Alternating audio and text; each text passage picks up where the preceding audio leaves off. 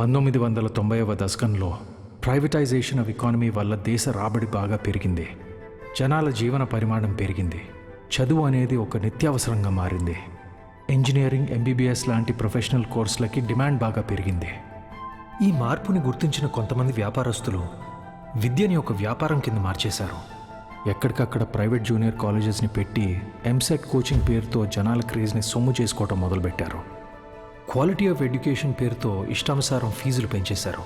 అదే సమయంలో స్టేట్ గవర్నమెంట్కి గవర్నమెంట్ జూనియర్ కాలేజెస్ని నడపడం భారంగా మారింది. లెక్చరర్స్కి శాలరీస్ కూడా ఇవ్వలేని పరిస్థితి వచ్చింది. దీన్ని అవకాశంగా తీసుకున్న ప్రైవేట్ కాలేజ్ ఓనర్స్ హై శాలరీస్ని ఆశగా చూపించి ఎక్స్పీరియన్స్డ్ అండ్ బెస్ట్ గవర్నమెంట్ ఫ్యాకల్టీని తమ వైపు లాక్కున్నారు. లెక్చరర్స్ కొరత వల్ల చాలా చోట్ల గవర్నమెంట్ కాలేజెస్ మూతపడ్డాయి. ప్రైవేట్ కాలేజెస్లో చదవలేని పేద విద్యార్థులకి చదువు ఒక అందని ద్రాక్ష కింద మారింది. దాంతో వాళ్ల తల్లిదండ్రులు ఆందోళనకు దిగారు.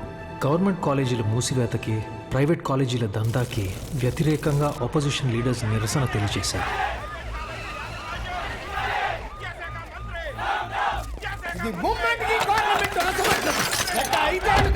ప్రైవేట్ కాలేజీల దందా విచ్చలవిడి శృంగారంలా నడుస్తోంది. నా చదువు మొత్తం 5,000 ఫినిష్ అయింది.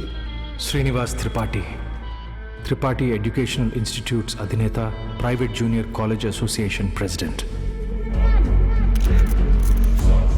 గవర్నమెంట్ జూనియర్ కాలేజీలని నడపలేని పరిస్థితిలో ఉన్న ప్రభుత్వం నింద తమ మీద పడకుండా ఉండటానికి ఫీజ్ రెగ్యులేషన్ బిల్తో ప్రైవేట్ జూనియర్ కాలేజెస్కి చెక్ పెట్టే ఆలోచనలో ఉందని తెలుసుకున్నాడు త్రిపాఠి. దాంతో ఒక మాస్టర్ ప్లాన్తో ముందుకొచ్చాడు. A man with a dangerous vision. ఇతనే ద్రోణాచార్యుడై ఉంటే ఏకలవ్యుడి దగ్గర 1,000 కాదు, ఫీజు కింద 10,000 లాక్కునుండేవాడు. ప్రైవేట్ జూనియర్ కాలేజీలు గవర్నమెంట్తో కలిసి పనిచేసేందుకు ముందుకు రాబోతున్నాయి. మూతపడ్డ గవర్నమెంట్ కాలేజీల్ని ప్రైవేట్ జూనియర్ కాలేజీల అసోసియేషన్ తరపున దత్తత తీసుకోబోతున్నాం. మా దగ్గర ఉన్న బెస్ట్ లెక్చర్స్ని అక్కడ అపాయింట్ చేసి శాలరీస్ కూడా మేమే ఇస్తాం.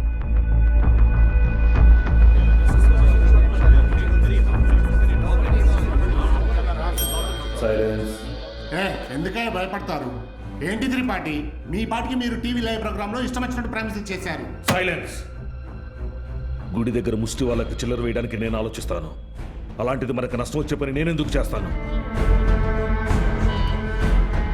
ఈ దేశంలో చదువు అనేది ఒక నాన్ ప్రాఫిటబుల్ సర్వీస్. ఏవో చిన్న చిన్న లూప్ హోల్స్ వాడుకొని మనం వ్యాపారం చేసుకుంటున్నాం. ఒక్క fees regulation bill can finish all of us. ఏ mister Srinivas, Srinu coaching centre 45,000 fees per annum. సడన్గా 6,000 ఫీజు తీసుకోమని నీకు నోటీస్ వస్తే ఓకేనా? ఏంటి సార్, ఐఐటి రమణయ్య గారు, మీ ఇన్స్టిట్యూట్లో 80% ఫీజ్ క్యాష్ రూపంలో తీసుకుంటున్నారు. ఈ వయసులో ఐటీ రేట్ జరిగితే తట్టుకోగలరా? త్రిపాఠి, మన కాలేజీలోని బెస్ట్ లెక్చరర్స్ని గవర్నమెంట్ కాలేజీలకు పంపిస్తే ఇక్కడికి వచ్చి చదువుకునేది ఎవరు?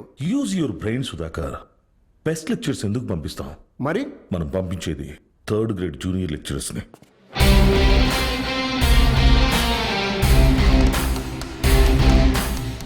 సీనియర్ లెక్చరర్స్ ఆబ్సెంట్ అయినప్పుడు స్టూడెంట్స్కి అటెండెన్స్ తీసుకునేవాళ్ళు, స్టడీ హౌస్లో గైడ్ చూసి డౌట్స్ తీర్చేవాళ్ళు, నైట్ టైం హాస్టల్స్ దగ్గర స్టూడెంట్స్ని కాపలా కాసి వాచ్మెన్ గాళ్ళు.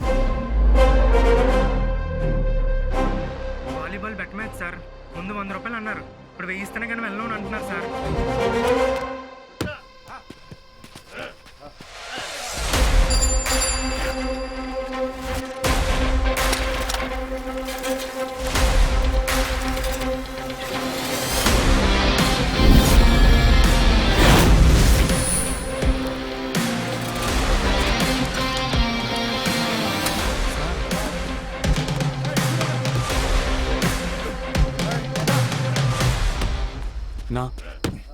నమస్తే. ఏంటి? మైసెల్ఫ్ బాలు, బాలగంగాధర్ తిలక్, త్రిపాఠి ఎడ్యుకేషనల్ ఇన్స్టిట్యూట్లో జూనియర్ లెక్చరర్ని, మ్యాథ్స్.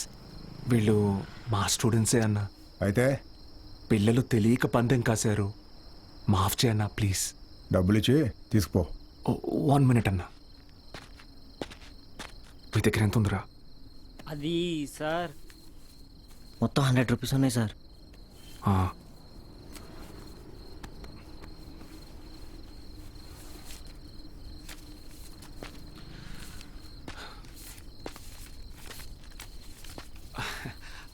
అప్రాక్సిమేట్లీ 600 రూపీస్ ఉన్నాయన్నా, తీసుకొని వదిలేండి అన్నా.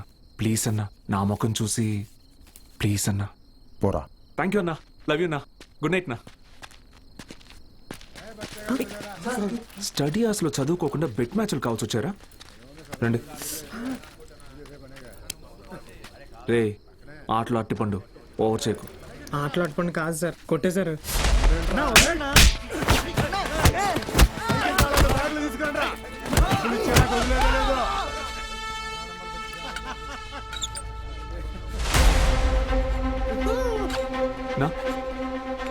మా స్టూడెంట్స్ని కొట్టావా? నూకినా అయితే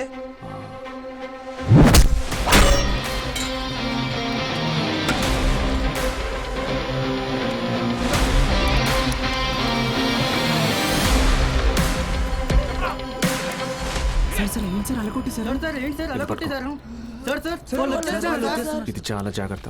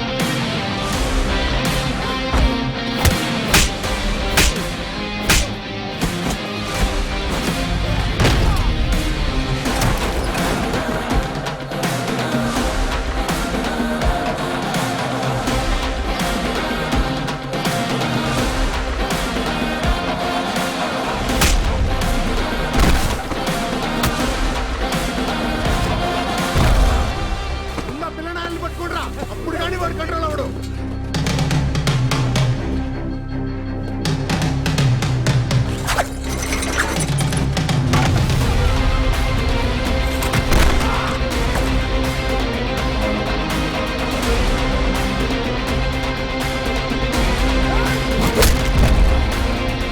కేశవ సార్, పెన్.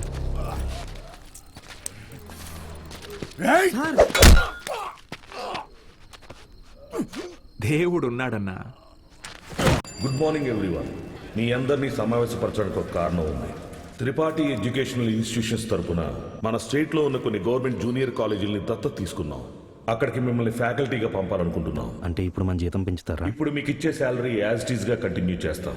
ఒకవేళ మీ పర్ఫార్మెన్స్ బాగుంటే దానికి తగ్గట్టుగా మీకు రివార్డ్ ఇవ్వటం జరుగుతుంది.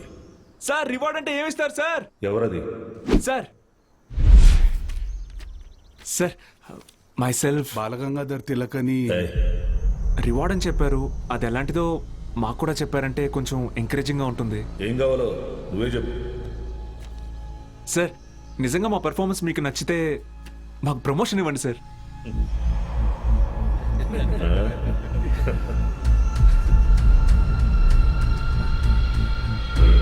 సరే, మీకు పోస్టింగ్ ఇచ్చిన కాలేజీలో మీరు చెప్పే సబ్జెక్టులో ప్రతి ఒక్క స్టూడెంట్ని పాస్ అయ్యేలా చేస్తే మీకు సీనియర్ లెక్చరర్ పోస్ట్ ఇస్తాను. Okay? Okay sir, super sir, thank you sir. Sir, అవసరమా సార్ ఇదంతా? పోయిన నెల నా డ్రైవరు జీతం పెంచకపోతే మానేస్తానని ముందుకేశాడు. సరేరా, ఒక నెల రోజుల పాటు కారు ఎక్కడా గుద్దుకుండా నడుపు, జీతం పెంచుతానని చెప్పాను. కిందటి నెల వరకు వాడు ఒక్కసారి కూడా యాక్సిడెంట్ చేయలేదు. కానీ ఈ నెల కారుకు 3 పెట్టాడు డెంట్లో. మనకిచ్చే ఉద్దేశం లేకపోతే వాడికి మొయ్యలేనంత ప్రెజరైనా ఇవ్వాలి, లేదా చేయలేనంత పనైనా అప్పచెప్పాలి. రై, ఏసీ ఆన్ చేసావా? జీతం పెంచమని అడగటం మానేసి ఉద్యోగం తీయకపోతే చాలు అన్నట్టు పడి ఉన్నాడు. వీళ్ళు అంతే పడి ఉంటారు. ఎక్కువ ఆలోచించుకో. Yes sir.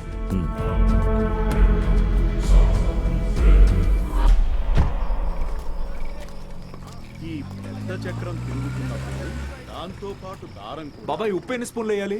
2 టీ స్పూన్స్ రా. బాలో, వాడెక్కడా? రేపు ఊరెళ్తున్నాడుగా, అన్సారీ అన్నయ్య ఇంటికి భోజనానికి వెళ్ళాడు. ఓ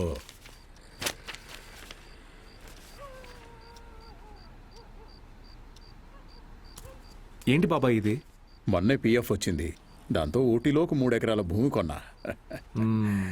రిచ్ మ్యాన్ సీనియర్ లెక్చరర్ అవని నేను కొంటా. బాలు, హ్మ్, ఒక్కటి మాత్రం గుర్తుపెట్టుకో, చెప్పు బాబాయ్. చదువు చెప్పడం అనేది ఉద్యోగం కాదు, అదొక బాధ్యత. నీ జీతం కంటే నీ స్టూడెంట్స్ జీవితాలకి విలువ ఎక్కువ. వచ్చాడయ్యా గాంధీ. హ్మ్? నీకేంటి బాబాయ్, వంట రోడివి, ఫ్రీగా క్లాసులు చెప్తావు, హిల్ స్టేషన్లో ఆస్తులు కొంటావు. నాకు అలా కాదుగా, చాలా రెస్పాన్సిబిలిటీస్ ఉన్నాయి. సరే, మ్. నా ఆస్తి నీకు రాసిచ్చేస్తాను. ఆహా, ఫ్రీగా పాఠాలు చెప్తావా? ముందు రాసివ్వు, అప్పుడు ఆలోచిద్దాం. హ్మ్? బాబాయ్.